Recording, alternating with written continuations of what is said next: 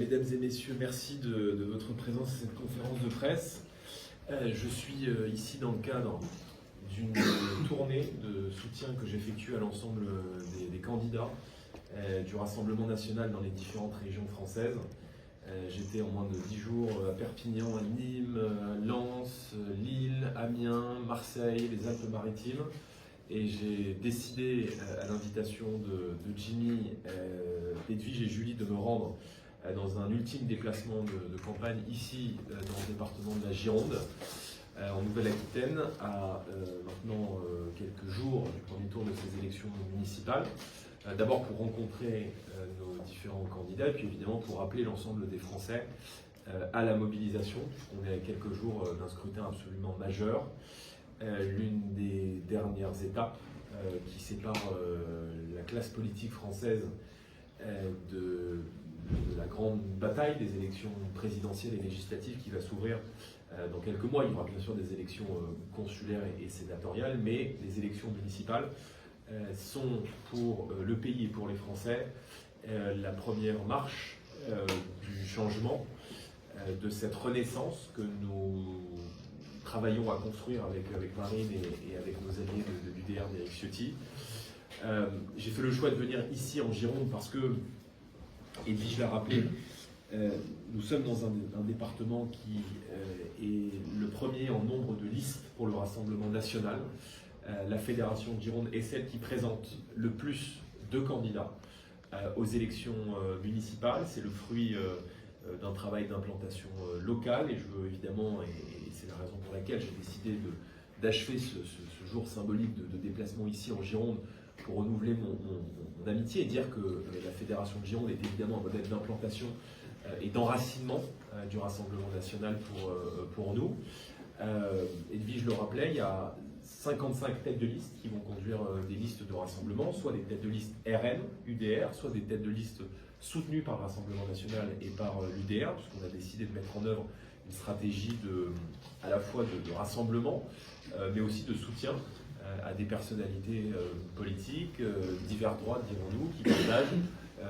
nos orientations politiques et les combats que nous menons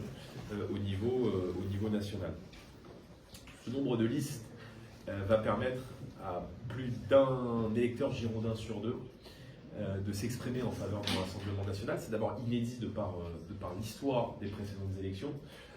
mais c'est aussi une singularité par rapport aux autres départements, avec évidemment des possibilités de victoire dans plusieurs communes. J'anticipe déjà votre question, c'est très difficile pour moi de vous dire combien de communes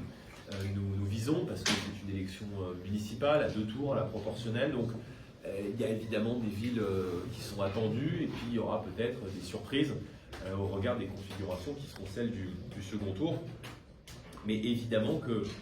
aujourd'hui nous avons une quinzaine de conseillers municipaux dans le département pour 270 000 électeurs. En réalité, au niveau national, si on prend en compte les élections de 2024, et ces élections municipales, et dimanche, ce premier tour, a pour vocation pour nous en Gironde de corriger cette anomalie démocratique qui fait que le nombre d'élus dont nous disposons aujourd'hui dans le département ne correspond pas, je dirais, à la dynamique électorale qui nous pousse depuis plusieurs années, qui nous a poussé aux élections européennes et, Edwige l'a rappelé, aussi aux élections législatives. Et donc c'est la raison pour laquelle nous avons fait un travail minutieux, un travail rigoureux, un travail de mobilisation important pour constituer ces 55 listes et offrir, je le disais, à plus de 50% des électeurs girondins la possibilité dimanche d'engager l'alternance et de voter pour les candidats du Rassemblement national. C'est la preuve évidemment d'une fédération de qualité, de profil de qualité. On a beaucoup de gens qui sont engagés au Rassemblement national, mais on a aussi des gens qui viennent d'autres formations politiques. Évidemment, beaucoup de gens qui pendant très longtemps étaient des électeurs des Républicains et qui ont aussi fait le constat que les Républicains sont aujourd'hui totalement dilués dans le macronisme.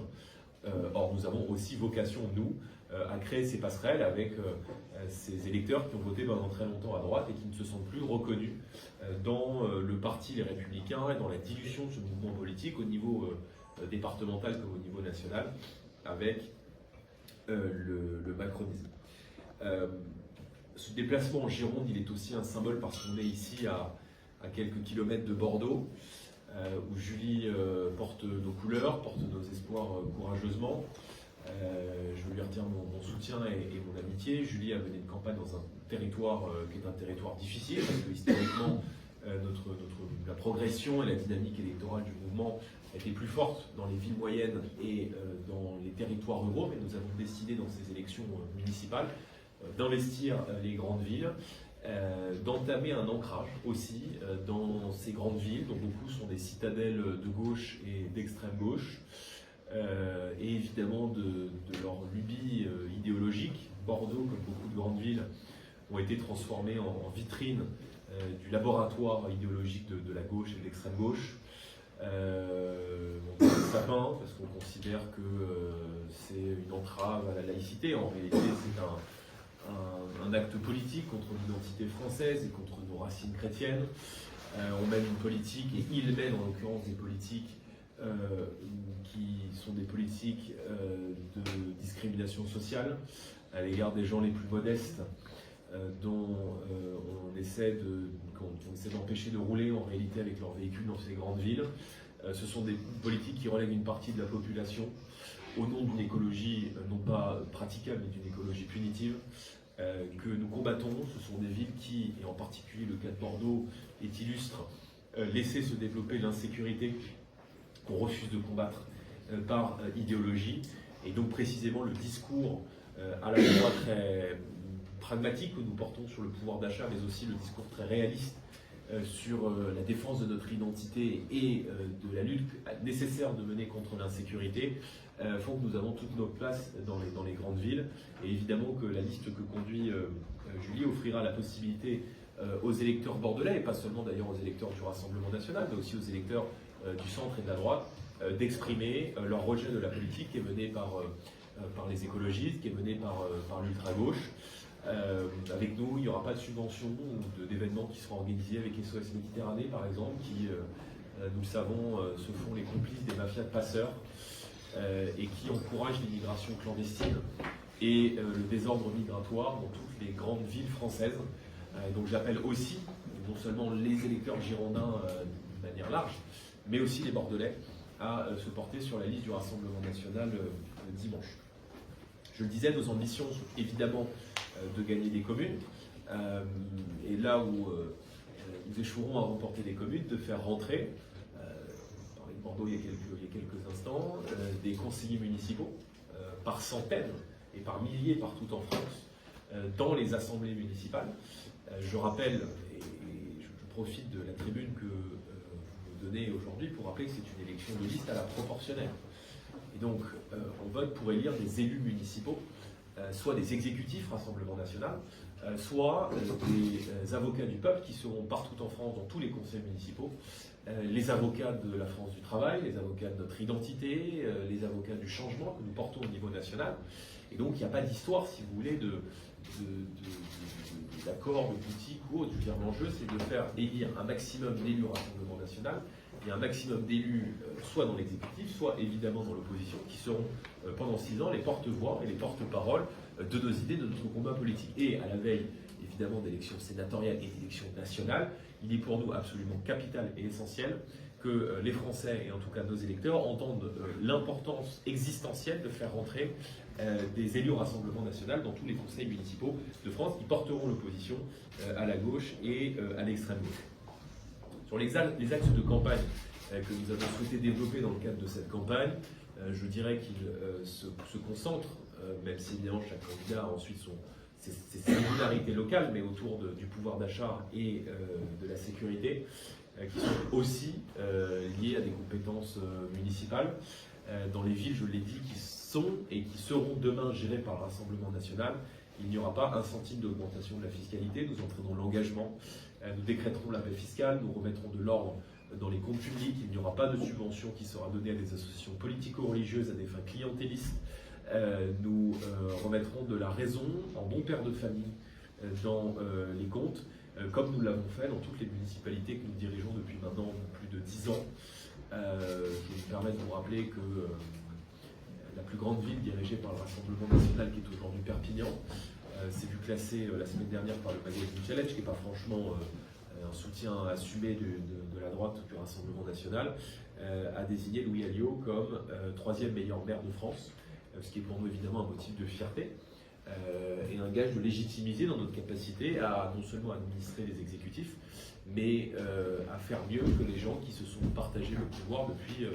plus de 30 ans au niveau local comme au niveau national. À Hénin-Beaumont, par exemple, dans le Pas-de-Calais, là aussi, ville et reine réputée, nous avons baissé à 9 reprises la fiscalité depuis 2014. Et donc, ce qui a été fait dans les villes et reines, nous souhaitons évidemment continuer de le faire dans les prochaines mairies. Sur le thème de la sécurité, nous l'avons dit, c'est aujourd'hui une priorité majeure pour nos compatriotes. C'est une priorité politique absolue pour le Rassemblement national. Des mesures peuvent être prises au niveau local. Depuis 2014, dans les villes que nous administrons, nous avons renforcé de manière significative la police municipale. Nous l'avons renforcée d'abord en soutien moral, en matériel, en logistique, en effectifs humains, renforcer également la vidéosurveillance et d'une manière plus générale en menant une politique de tolérance zéro contre les incivilités. Il y a un besoin d'ordre aujourd'hui dans le pays et l'échelon communal est la première pierre de cette reconstruction de l'autorité de l'État que nous ambitionnons de mettre en œuvre à compter du printemps 2027 au niveau national. J'étais il y a quelques jours à Marseille où j'ai eu l'occasion d'aborder le sujet majeur du trafic de drogue dont on voit qu'il est en train non pas seulement de se démultiplier mais de se mexicaniser. C'est-à-dire qu'on a plus affaire désormais à des trafiquants de drogue ou à des choufs qui ont 13 ou 14 ans. On a désormais affaire à des cartels qui se partagent le territoire, qui sont des firmes et des grandes entreprises avec leur business, leur comptabilité, leur règlement de compte désormais aussi, et évidemment un point de plus en plus prégnant, non plus seulement dans les grandes villes ou dans les centres-villes ou dans les banlieues, mais désormais dans nos villes moyennes et dans nos territoires ruraux. Donc nous déclarerons la guerre sur le trafic de drogue, nous engagerons toute la force publique à compter du mois de mars dans le cadre des prérogatives des municipalités pour protéger nos compatriotes des incivilités, des violences et de la première d'entre elles qui est exercée par les trafics et par la drogue dans les quartiers. Et demain, au niveau national, nous déploierons l'arsenal judiciaire parmi les plus sévères d'Europe pour ramener l'ordre en France et permettre à nos compatriotes de pouvoir non seulement vivre en sécurité, mais permettre aussi à nos entreprises et à nos industries de pouvoir travailler en toute liberté et en toute sécurité. J'en profite pour dire, puisque j'évoque les entreprises, que les villes Rassemblement national seront des villes que nous voulons attractives, où les entreprises françaises, qu'elles soient petites, moyennes ou qu'elles relèvent de grands groupes, de grandes industries, seront évidemment les bienvenues dans les villes Rassemblement national pour innover, pour investir, pour créer de l'emploi. Nous avons une fibre qui est pro-entreprise française, qui est pro-artisan, qui est pro-commerçant, qui vise à soutenir le tissu économique local, à permettre à nos enfants dans les cantines scolaires de manger français. Et donc nous aurons recours aussi, et ça c'est une ambition que nous portons depuis très longtemps,